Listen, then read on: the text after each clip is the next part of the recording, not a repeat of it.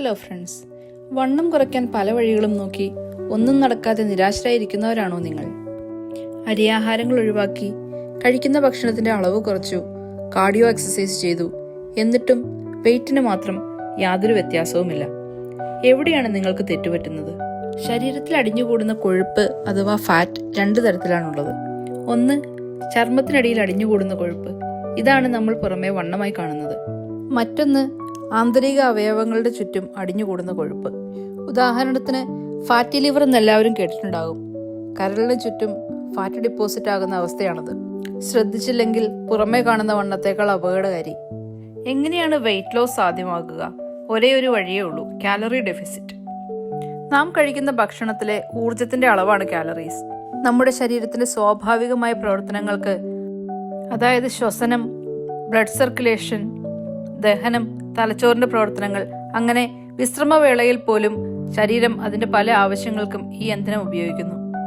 അതേസമയം ശാരീരിക അധ്വാനമുള്ള കാര്യങ്ങൾക്ക്, അതായത് നടക്കുക, ഓടുക, ജോലി ചെയ്യുക, വ്യായാമം ചെയ്യുക തുടങ്ങിയ കാര്യങ്ങൾക്ക് കൂടുതൽ കാലറി ഉപയോഗിക്കപ്പെടുന്നുണ്ട്. ഇവിടെയാണ് കാലറി ഡെഫിസിറ്റിന്റെ പ്രസക്തി. ഒരു ദിവസം ശരീരം ഉപയോഗിക്കുന്ന കാലറിയുടെ അളവിനേക്കാൾ കുറഞ്ഞ അളവിൽ മാത്രം കാലറി ഉള്ളിലെത്തുന്ന തരത്തിൽ ഭക്ഷണം നിയന്ത്രിക്കുക എന്നതാണ് കാലറി ഡെഫിസിറ്റ് എന്നതുകൊണ്ട് ഉദ്ദേശിക്കുന്നത്. ശരീരത്തിന് ആവശ്യമായ ഊർജം ഭക്ഷണത്തിൽ നിന്നും ലഭിക്കാതെ വരുമ്പോൾ അത് നേരത്തെ സംഭരിച്ചു വെച്ചിട്ടുള്ള ഫാറ്റിനെ ഊർജമാക്കി മാറ്റും. ഇങ്ങനെയാണ് വെയിറ്റ് ലോസ് സാധ്യമാകുന്നത്. എന്നാൽ പിന്നെ നാളെ തൊട്ട് ഭക്ഷണം പകുതിയാക്കിയേക്കാം, അല്ലെങ്കിൽ പട്ടിണി കിടന്നേക്കാം എന്നൊന്നും ചിന്തിക്കേണ്ട.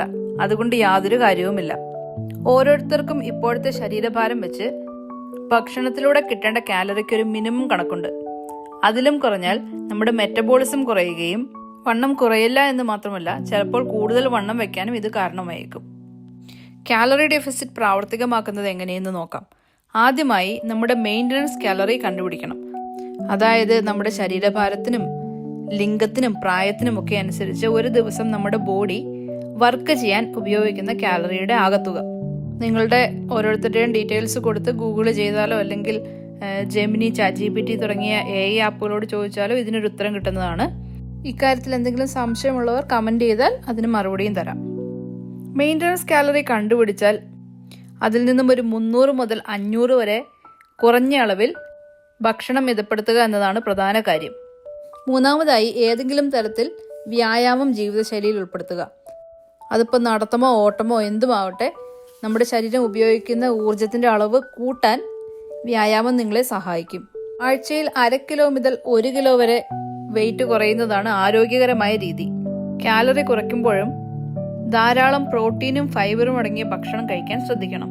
ഉറക്കം, സ്ട്രെസ് ലെവൽസ്, ഹോർമോണൽ ഇംബാലൻസ് ഇവ കൂടി കണക്കിലെടുത്താലേ ഉദ്ദേശിക്കുന്ന ഫലം കിട്ടുകയുള്ളൂ. PCOD പോലെ ഹോർമോണൽ ഇംബാലൻസ് ഉള്ളവർക്ക് ചിത്രത്തിൽ കാണുന്നത് പോലെ സീഡ്സ് കഴിക്കുന്നത് ഹോർമോൺ ബാലൻസ് ചെയ്യാൻ സഹായിക്കും. ആഴ്ചയിൽ 3-4 ദിവസം വ്യായാമം ചെയ്യുന്നത് സ്ട്രെസ് ലെവൽ കുറയ്ക്കും. പ്രാണായാമം, യോഗ തുടങ്ങിയ കാര്യങ്ങളും ഉൾപ്പെടുത്താവുന്നതാണ്. മറ്റൊന്ന് നല്ല ഉറക്കമാണ്. 7 മുതൽ 9 മണിക്കൂർ വരെ ശരീരത്തിനെ വിശ്രമിക്കാൻ അനുവദിക്കണം. ഉറങ്ങാൻ ബുദ്ധിമുട്ടുള്ളവർ ഒരു ഡോക്ടറുടെ നിർദ്ദേശപ്രകാരം മഗ്നീഷ്യം സപ്ലിമെന്റ്സ് ഉപയോഗിക്കാവുന്നതാണ്. വണ്ണം കുറയ്ക്കാൻ മാജിക് മരുന്നുകളുടെ പുറകെ പോയാൽ അത് നമ്മുടെ കരളിനെയും കിഡ്നിയെയും ബാധിക്കുമെന്ന് പല ഗവേഷണങ്ങളും ചൂണ്ടിക്കാണിക്കുന്നു.